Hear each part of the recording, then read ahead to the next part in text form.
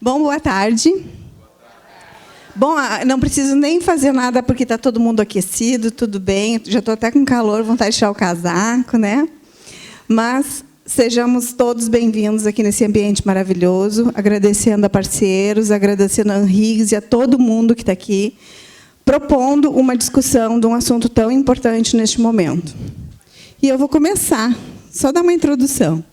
Mas o objetivo não é trazer soluções, mas trazer inquietações, no sentido de que a gente tem que fazer muitas perguntas para seguir em frente neste assunto.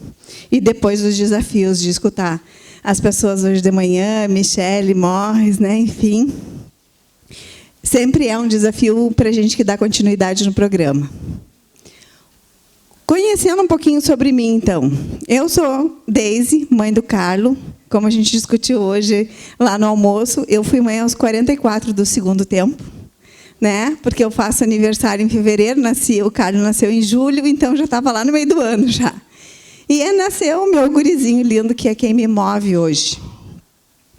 Tenho algumas inquietudes bastante constantes na questão de educação e ensino, e tudo que me trouxe até aqui hoje, nesse sentido.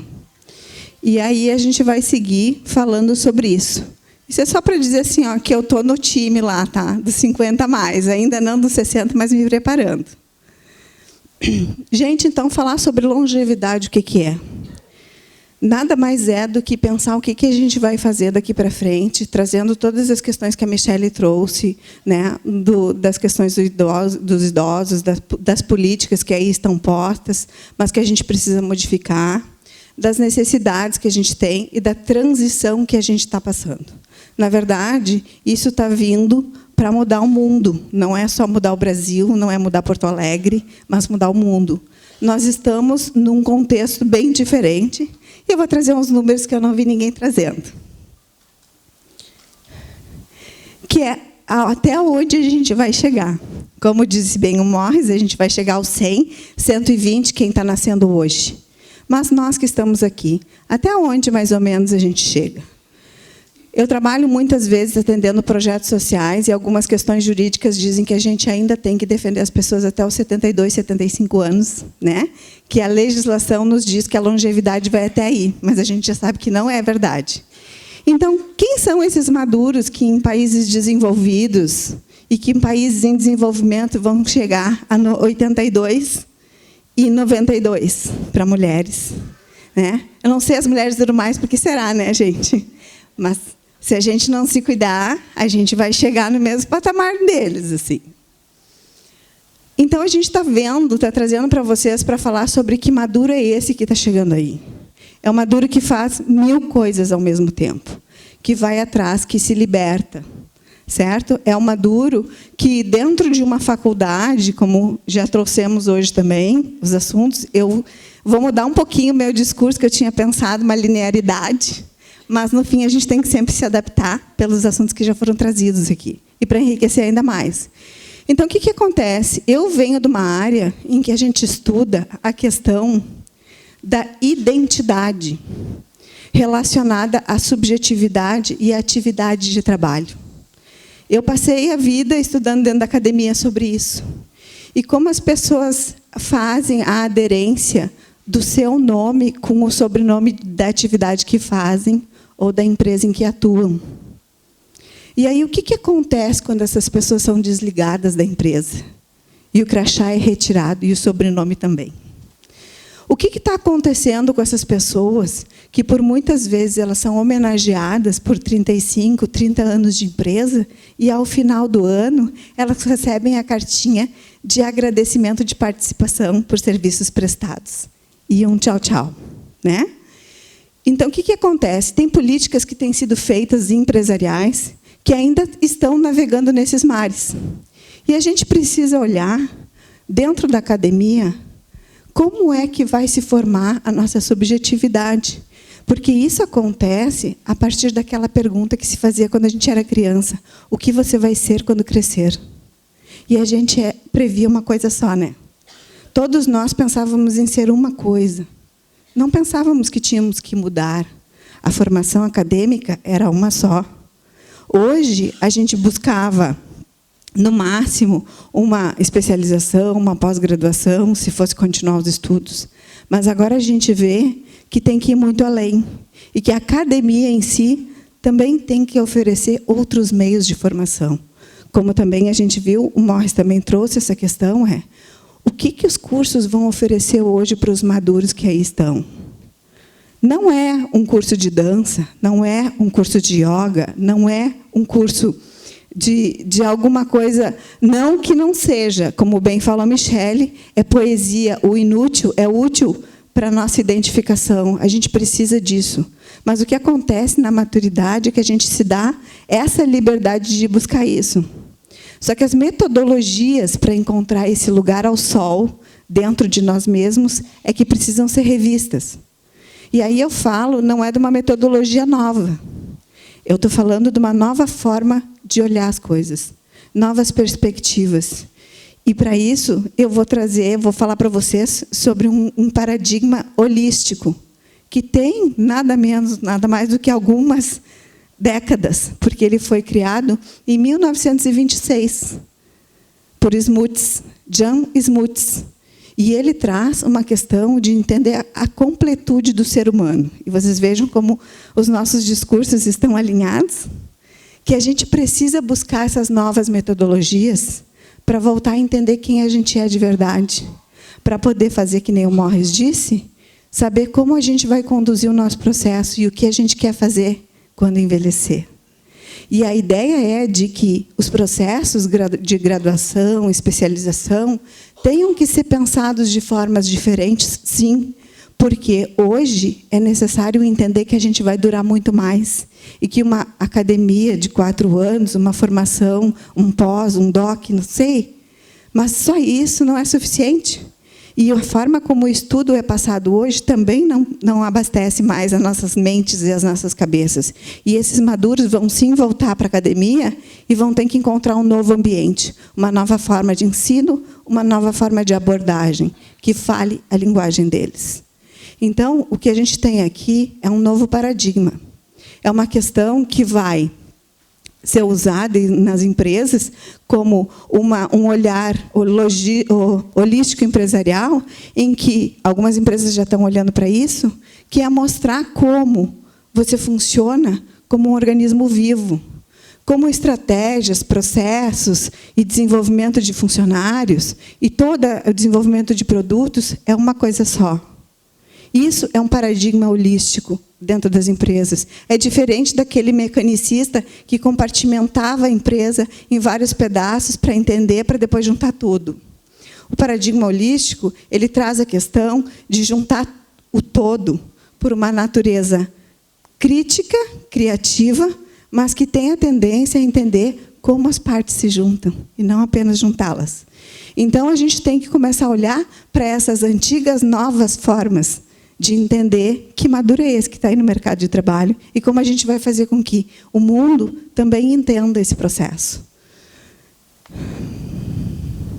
E, para isso, a gente precisa ressignificar várias coisas dentro das empresas, dentro dos processos, dentro da produção de produtos, dentro do recrutamento e dentro das empresas, como também foi falado já, a gente tem um novo pilar da idade, sim. E ele não é um novo pilar. Ele já está defendido no Instituto Etos há muitos anos, na primeira vez que se criou a política interna deles, como um pilar de diversidade. Então, não é nada novo o que a gente está trazendo, apenas comecemos a considerar que a gente vai ser quem vai comandar as políticas no país, quem vai eleger os próximos candidatos. E não vão ser tanto os jovens, como se dizia, como se aplicava. O que acontece agora é que a gente tem que trabalhar a intergeracionalidade, para entender que cenário que mudou, como mudou esse cenário, quem a gente é o que a gente faz. De lideranças e de equipes, sou coach também de carreira e coaching de gestão, ou coach executivo, como alguns chamam. E eu estou me ressignificando porque, por muito tempo, eu tive na minha equipe pessoas que sempre me incentivaram a começar a dar palestra. E palestra foi uma coisa muito eventual assim que eu fazia ao longo da carreira, mas estou me descobrindo que talvez seja uma área que realmente eu goste, que talvez eu vá investir, que eu vá me aprimorar e que eu vá poder trazer um despertar de conhecimento. Eu trouxe aqui 2 autores que eu acredito que falam muito sobre a maturidade. E vou trazer quais são as teorias deles, porque talvez vocês se identifiquem mais com um, talvez mais com o outro, mas eu entendo que os 2 podem nos trazer conhecimentos bem importantes. A teoria do setênio é uma teoria que vem da ciência da antroposofia, através do filósofo cientista austríaco Rudolf Steiner. E ela fala dos ciclos da vida, quais são os nossos ciclos e de que forma eles acontecem. E ele traz, então, que a nossa vida é dividida em 3 fases de amadurecimento. Primeira delas, considerada primeira fase biológica, que vai até os 21 anos de idade. A segunda fase psicológica, que vai dos 21 aos 42. E a terceira, dividida, então, a partir dos 42, para uma fase espiritual. A tendência é que aconteça nessas faixas de idade, um pouco mais, um pouco menos, mas dentro dessas faixas de idade. Então, ele traz na teoria dos setênios que o ciclo da vida é composto de 7 em 7 anos e que a gente tem características diferentes, comportamentos diferentes ao longo desses ciclos, dessas fases da vida que eu vou apresentar para vocês. A primeira fase, ele denomina como fase infantil, que vai do 0 aos 7 anos de idade, onde a criança principalmente aprende o senso moral. E de que forma ela aprende o senso moral? Ela aprende por referência de pais ou de avós, que normalmente são as pessoas que criam ela. Ela aprende por imitação, né? Ela vê o que realmente o pai e a mãe fazem e ela acaba, então, entendendo o que é correto, o que é errado. E ela, normalmente, nessa fase, ela busca exemplos, né, de pessoas próximas, nas quais ela realmente tem a sua maior referência e acaba formando o seu conceito moral. A fase juvenil, que vai dos 7 aos 14, é onde a gente começa a ter um senso estético. Né? A gente começa a ver o que é belo, a diferenciar aquilo que nos atrai do que não nos atrai. E, normalmente, aqui, a gente desperta para a percepção da diferença de gênero. Que é nessa fase que a gente vai ver as meninas colocando seio, os meninos tendo um pouco de barba. Então, isto começa já a mudar o comportamento e as atitudes. Na fase adolescente, ele traz para nós que, dos 14 aos 21, a gente forma muitos ideais, né? E a gente vê, quando a gente fala com os jovens, que ainda existem muitos ideais, muitas coisas que eles sonham, que eles querem fazer. Eles começam a ter um senso crítico. Ou eles admiram, ou eles criticam muito fortemente, né? Ontem eu errei um exemplo, eu pedi para o meu filho levar um material com uma pessoa e eu estava conversando no telefone com uma outra pessoa. E quando eu anotei no papel para quem que ele tinha que entregar, eu anotei o nome da pessoa que eu estava falando no telefone. E aí ele foi entregar o material para mim, não localizou a pessoa, me liga e diz assim: "Bah, mãe, mas tu também não me ajuda, né? Bota o nome errado da pessoa, né, mãe? Por favor, né?" Eu no carro, eu dizendo, não, eu ainda tento escutar a crítica dele, né? Eu realmente, assim, atrapalhada, e ainda escutei isso. Então, é nessa fase que eles são extremamente críticos também. Nós fomos críticos também nessa fase, né? E nesta faixa de idade, neste ciclo da vida, a gente tem crises de identidade. A gente não sabe muito bem quem a gente é, a gente não está conseguindo construir a nossa identidade, mas a gente começa a ter preocupação com a carreira.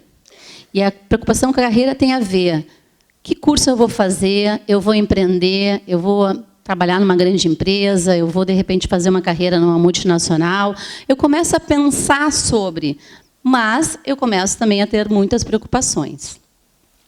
Na fase dos 21 aos 28, ele coloca que é uma fase muito emotiva, né? É uma fase onde a gente tem uma certa instabilidade emocional, a gente precisa receber muitos feedbacks, mas a gente também experimenta muitas coisas.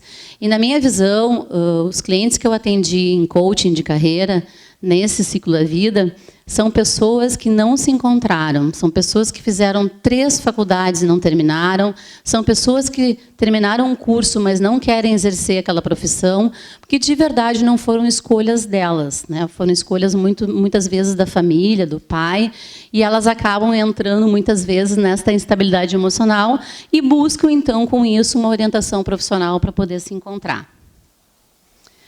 Dos 28 aos 35, a gente entra na fase racional, que é marcada por muita ponderação, por muita moderação. Eu penso antes de agir, eu sou mais racional, eu não sou tão impulsivo, eu não vou fazer as coisas sem medir as consequências, né? Eu estou numa fase muito mais de olhar para os resultados que eu vou ter e saber se realmente vale a pena ou não entrar para aquela empreitada, se eu realmente não enxergar propósito nenhum.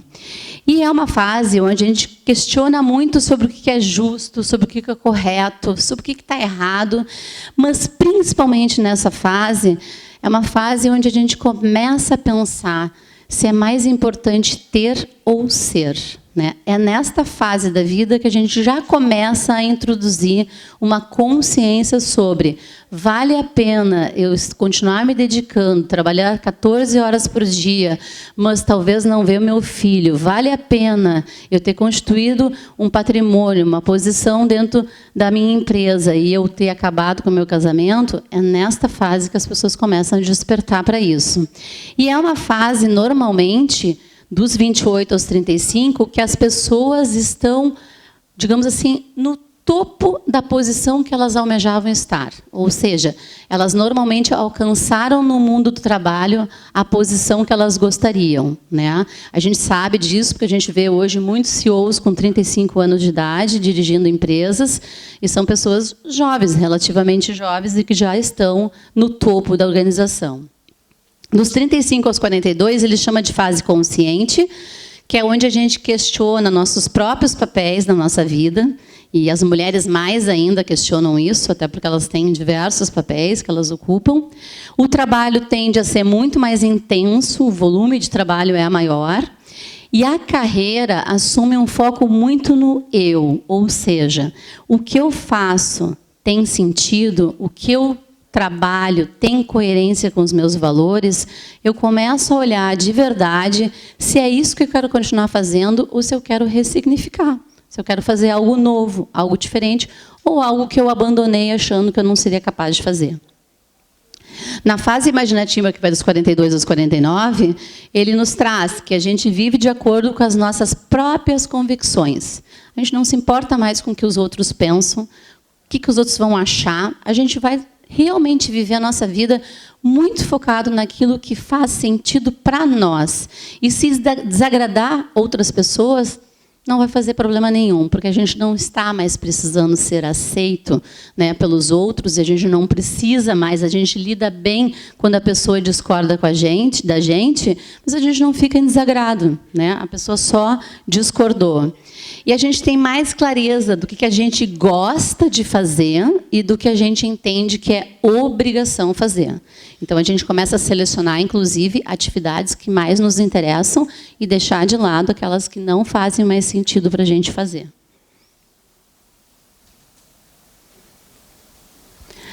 Dos 49 aos 56, que a gente já entra aqui nos 50 mais, ele chama de fase inspirativa. O que acontece no nosso comportamento nesse ciclo da vida e nessa fase? A gente tem uma escuta muito mais aberta. A gente se propõe a ouvir mais do que as pessoas têm para nos trazer, em diversos meios, nos grupos de amizade, nos clubes que a gente frequenta, né, em colegas ou ex-colegas de colégio, de faculdade, na família. A gente proporciona uma escuta muito mais aberta. A gente está mais querendo conversar de forma profunda e não de forma rasa com as pessoas. A gente está mais sensível em atender às demandas alheias. É nessa fase aqui que a gente começa a iniciar normalmente trabalhos voluntários, é onde a gente realmente se dedica mais, né? É isso, porque a gente vê que existem demandas que a gente pode atuar e ajudar. E a gente tem uma atividade mais criativa, mais a criatividade fica mais ampliada nas atividades que eu normalmente vou eleger, que realmente fazem sentido eu fazer. Me torno mais consciente do mundo e realmente como eu estou inserido, né, nesse mundo, o que eu faço, né, nesse mundo e nessa sociedade que eu pertenço. Eu normalmente reconheço os méritos da minha carreira, da minha história, e não mais me culpo sobre aquilo que eu não fiz. Né? Eu acho que esta é uma fase onde a gente aceita a nossa história como ela foi construída e não julga mais. Não se culpa mais, não se pune mais. Essa é uma fase bem importante, porque até então a gente ainda fica provando algumas coisas para as pessoas e muitas vezes a gente não se acha capaz ainda de reverter, de resgatar ou de fazer algo diferente. Nessa fase não, nessa fase a gente já sabe que construiu uma história, que construiu a sua obra de arte, que já teve a sua jornada, a sua caminhada, e acaba que, com isso, acaba não mais julgando a si próprio. E a fase, então, que ele traz, que seria o último ciclo, e que provavelmente essa teoria, daqui para frente, talvez tenham outros ciclos, porque nós vamos viver mais, né? É a fase dos 56 a 63 em diante, que ele não bota fim nisso, então a tendência é que a gente caminhe, sim, até essa fase dessa forma, mas com a longevidade talvez a gente tenha outros ciclos aí por vir, com certeza, que é a fase da sabedoria e da abnegação. A gente normalmente vê nessa fase pessoas fazendo mudanças muito bruscas, do tipo, nunca fiz nenhum esporte radical e vou pular de bungee jump ou de paraquedas. Né? É nessa fase que as pessoas dizem, mas vou ter que vencer isso, né? Uma coisa que eu nunca fiz, mas tenho vontade, tenho medo, mas vou fazer. Ou saio de um apartamento super luxuoso e vou morar numa pequena cabana em Garopaba e vou vender suco na beira da praia. Essas são as mudanças bruscas, normalmente, que a gente chama, que muitas pessoas fazem nessa fase aqui. Né? E, principalmente nessa fase, a pessoa está muito em contato com ela mesma. Ela se relaciona primeiro com ela, para depois ela se relacionar com o outro. É a fase que a gente tem mais sabedoria, é a fase que a gente acumulou muito conhecimento e é a fase que a gente dá voz à nossa intuição. Né? Esses 3 componentes são super importantes nessa fase. A gente já tem uma caminhada com experiência, a gente já tem sabedoria suficiente para saber aquilo que realmente faz sentido, aquilo que realmente é o ciclo da trajetória evolutiva do ser humano, e a intuição ela vai ser sempre muito mais forte nessa fase, porque a gente vai dar voz a ela. A gente tem a intuição, às vezes, em outras fases, mas a gente não deixa ela falar.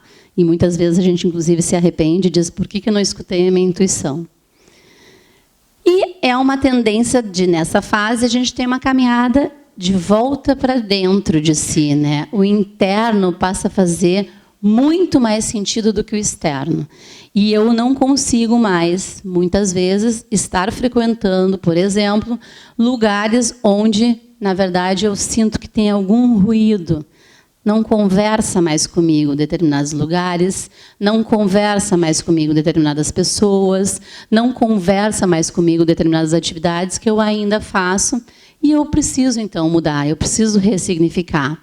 É nessa fase que eu entro em contato com sentidos espirituais, eu vou buscar muito autoconhecimento, eu vou entender qual é a minha grande missão aqui na vida, qual é a diferença que eu ainda preciso fazer e qual é o legado que eu preciso deixar.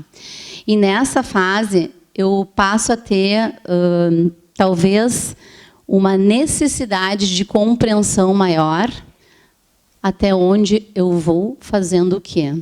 Nessa fase, a gente entra em contato com a finitude. É o primeiro processo que a gente começa a pensar quantos anos mais a gente tem pela frente. Eu tenho conversado com umas amigas bem íntimas, uma delas está aqui, e a gente vem fazendo a tabelinha de quantos anos a gente ainda tem para fazer algumas coisas. E existe uma tabela que dá uma perspectiva aí de longevidade, e a gente põe a idade que a gente está, e a gente tem uns 28, 30 pela frente. Então, a gente já disse que a gente vai fazer muita coisa que a gente não fez ainda, porque a gente precisa fechar esse ciclo fazendo as coisas que a gente realmente gostaria. E aí são em todos os campos da vida. E eu trago para vocês um segundo autor, que eu acho ele super importante, né? Eu me identifico muito com ele. Eu fiz formação de coaching evolutivo com ele, que é o Richard Barrett. Ele, na verdade, ele tem mais de 90 anos, ele continua dando consultoria e cursos e formações, e ele traz os 7 níveis de consciência e desenvolvimento do ser humano. Ele é inglês, ele mora em Londres, mas ele vem 2 vezes ao Brasil, normalmente a São Paulo, fazer um trabalho de formação, principalmente para coaches. E o Richard Barrett, ele defende 7 níveis de consciência, e que estão associados, né, os 3 primeiros, e aqui cortou um pouquinho, mas os 3 primeiros, o primeiro, o segundo, o terceiro, aos níveis do ego. O 4º nível, de transformação, quando eu saio dos níveis do ego e passo para os níveis da alma. E ele coloca, então, que os 3 últimos são os níveis da alma. E o primeiro nível está relacionado à sobrevivência. O segundo está relacionado a gente poder ser reconhecido. O terceiro, a autoestima. O 4º é quando eu faço a transformação. O 5º, quando eu preciso olhar para dentro, de coesão interna, é olhar para dentro de si, ver realmente o que eu quero para mim, o que faz sentido. O 6º, fazer a diferença. E o 7º, quando eu começo apenas a servir, né? Eu tenho o desejo de devolver para as pessoas aquilo que eu já recebi, aquilo que eu já tive na minha vida, né? E aí ele traz que é importante nesse processo de evolução a gente entender que a gente precisa somar mudança com transformação. E ele coloca, eu acho que com muita propriedade, que a gente só muda na medida em que a gente domina um nível de consciência específico. Ali é que a gente muda, mas a gente só se transforma quando a gente muda de um nível de consciência para o próximo nível. Né? E realmente, enquanto a gente ainda tem pessoas, talvez ainda aqui buscando, né, os níveis do ego, a caminhada vai ser um pouco mais longa para chegar nos níveis da alma.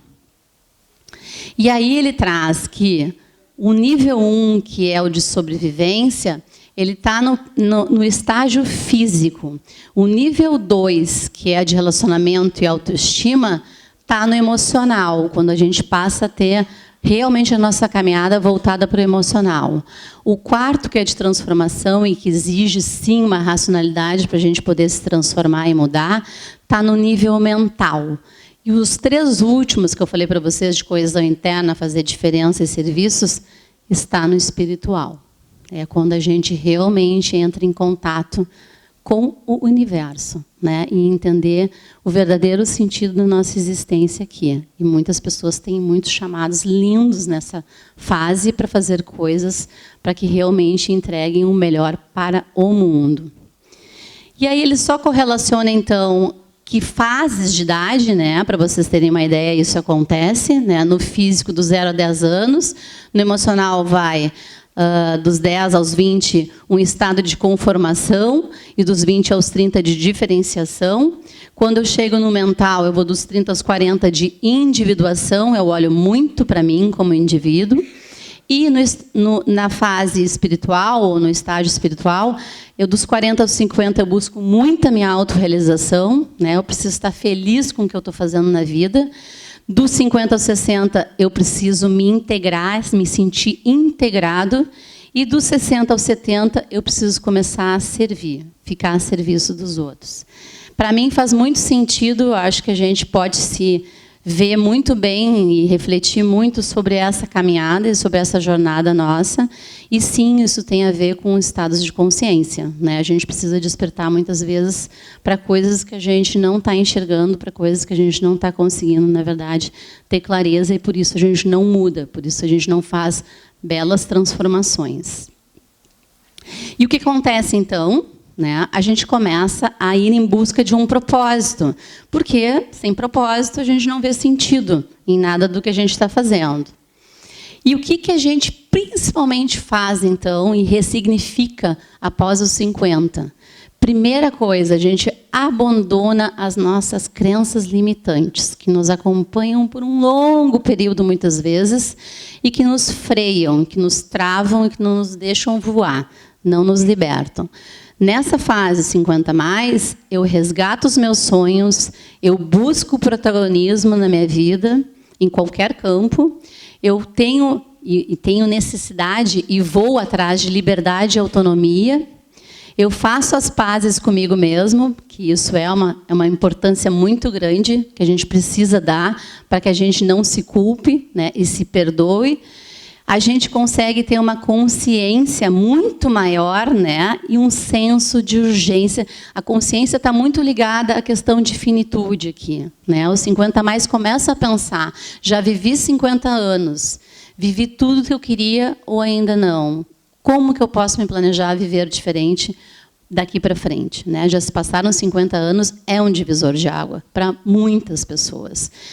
E acaba buscando e sentindo um senso de urgência de viver muito mais a vida, né? De aproveitar muito mais, usufruir mais a vida.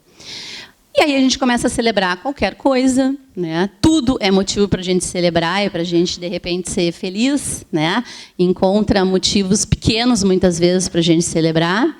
A gente começa a brincar e rir da gente mesmo. Se a gente cair da bicicleta, vai dar risada. Se a gente não conseguir pedalar direito, a gente vai dar risada. E vai levar com mais leveza a vida da gente.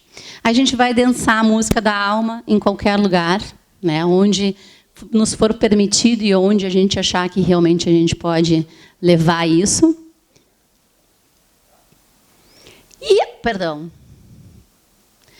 E a gente vai começar a entender que a gente vai ser chamado de perênios. A gente ouve muito dos milênios, né? Que é essa geração mais jovem, que está aí chegando, né?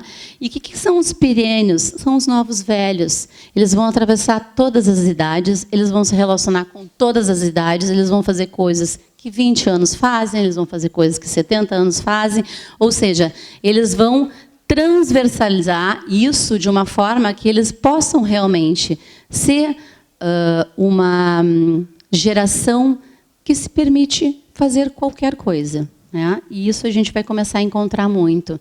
A gente vai encontrar muitos influencers aqui, 60+, 50+, mas um pouco diferente do que a gente conhece dos influencers que a gente tem atualmente. Esses vão ser influencers de valores, porque a nossa sociedade está carente de valores. Essas pessoas vão ser influencers muito diferentes, né? Eles vão trazer o conceito do que é respeito, do que é compaixão, do que é empatia, e isso que a gente precisa trazer com essa geração que está realmente pronta para poder ajudar novas gerações a crescerem com valores que são fundamentais para uma sociedade que trabalha com cidadania. E aí a gente sabe que envelhecer é inevitável, mas para nós a gente entende que isso pode ser apenas uma opção ficar velho, né? Eu posso ter idade mais avançada, mas não me sentir velho. E nós entendemos, pelo nosso propósito, que maturidade não tem a ver com idade, não tem a ver com relação cronológica, mas sim com o estilo de vida, com a emoção que tu trabalha de forma equilibrada na tua vida, para que tu possa fazer novos caminhos, desbravar novos projetos e poder entender que sempre é possível ressignificar a vida da gente a qualquer momento. A gente vai deixar os nossos contatos e, na sequência, nós convidamos uma pessoa que eu admiro bastante, né? Foi meu cliente de coaching e que tem uma história muito legal e tem uma ressignificação muito importante que ele fez e que sela o case para vocês talvez se inspirarem a fazer as mudanças e poderem acreditar que sempre é possível a gente buscar aquilo que a gente tem vontade de ser. Muito obrigada.